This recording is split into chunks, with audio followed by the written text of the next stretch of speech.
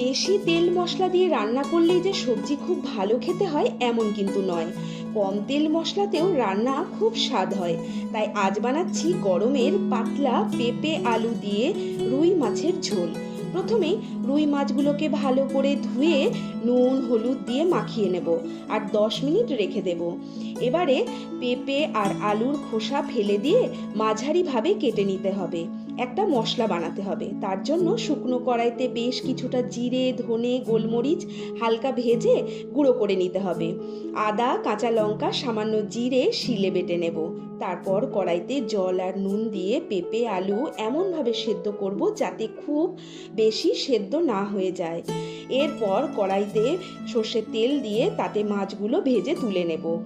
ওই তেলে সেদ্ধ আলু আর পেঁপে হলুদ দিয়ে নেড়ে চেড়ে বেশ খানিকটা জল নুন চেরা কাঁচা লঙ্কা দিয়ে 5 মিনিট ঢাকা দিয়ে ফুটতে দেব। তারপর ঢাকা খুলে মাছ দিয়ে দেব। এবারে ঝোল সমেত অন্য বাটিতে ঢেলে রাখবো। কিছুটা তেল দিয়ে জিরে শুকনো লঙ্কা ফোড়ন দেব। ফোড়নের গন্ধ বেরোলেই দেব আদা জিরে কাঁচা লঙ্কা বাটা আর স্বাদের জন্য সামান্য চিনি। মশলা থেকে তেল ছাড়লেই মাছের ঝোলটা এর মধ্যে দিয়ে দেব আর নামানোর আগে ভাজা মশলা ছড়িয়ে দেবো। আর তৈরি গরমে পেঁপে আলু দিয়ে রুই মাছের ঝোল। একবার বানিয়ে দেখো, রসিয়ে কষিয়ে মাছের ঝোলকেও ফেল করে দেবে। কেমন লাগলো রেসিপিটা? নমস্কার।